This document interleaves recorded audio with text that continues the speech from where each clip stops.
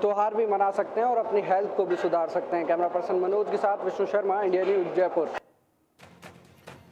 आगे बढ़ते हैं। राष्ट्रीय सुरक्षा सलाहकार अजीत डोभाल ने जंग को लेकर एक बड़ा बयान देकर सनसनी फैला दी, जिसमें उन्होंने कहा कि हर जंग का एक लक्ष्य होता है, जिसमें दुश्मन को हराकर उसको घुटनों पर लाया जाता है, फिर उससे सभी शर्तें मनवाई जाती हैं। डोभाल के इस बयान को पीओके से जोड़कर देखा जा रहा है और बस इसी बयान को लेकर पाकिस्तान में हलचल है कि क्या पीओके पर भारत कब्जा करने वाला है। ये रिपोर्ट देखिए। डोभाल का एक्शन प्लान, शहबाज जरदारी हैरान। पाकिस्तान को टेंशन, हाथ से निकलने वाला है पीओके। दिवाली से पहले देश को तोहफा, पीओके पर भारत का होगा कब्जा।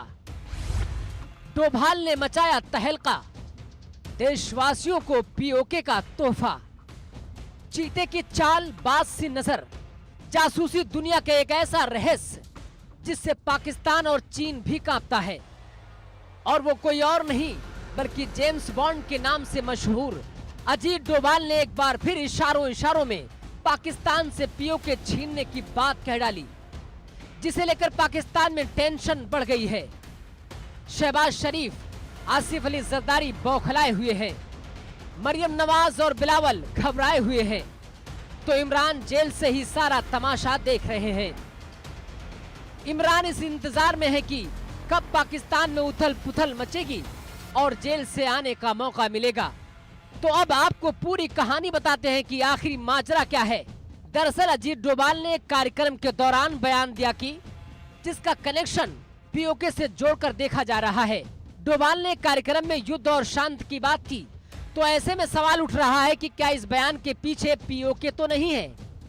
क्या डोभाल इशारों में पीओके को वापस लेने की बात तो नहीं कर रहे हैं?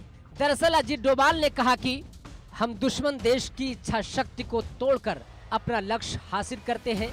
प्रतिद्वंदी सेना की हार से उनकी इच्छा शक्ति टूट जाती है।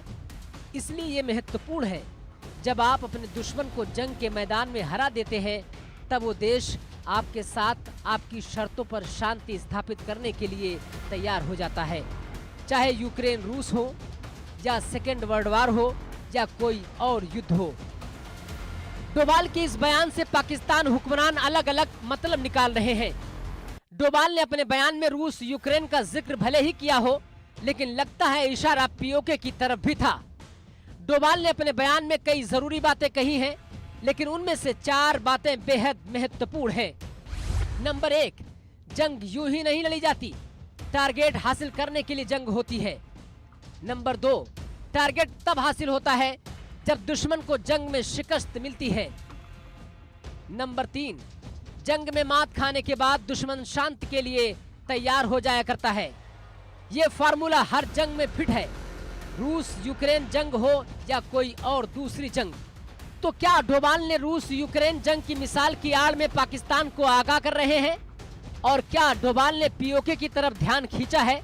भारत पाकिस्तान के बीच पिछले 7 दशकों से पीओके एक अनसुलझी पहेली बनी हुई है। डोभाल यही नहीं रुके, आगे उन्होंने कहा कि हम युद्ध क्यों लड़ते हैं? क्या प्रतिद्वंदी सैनिकों को मारने में खुशी मिलती है इसलिए? क्या है ये? आप क्या हासिल करना चाहते हैं? हमारे सैन्य और राजनीतिक उद्देश्य क्या हैं? और आप उन्हें कैसे हासिल करते हैं? भारत सरकार बार बार कह चुकी है कि पीओके भारत का अहम हिस्सा है। पीएम नरेंद्र मोदी, रक्षा मंत्री राजनाथ सिंह और अमित शाह भी पीओके को लेकर रहेंगे की बात कई बार खुले मंच से दोहरा चुके हैं। साथ ही पाकिस्तान ऑक्युपाइड कश्मीर पर भी डॉक्टर कर्ण सिंह ने 2 टूक राय रखी है।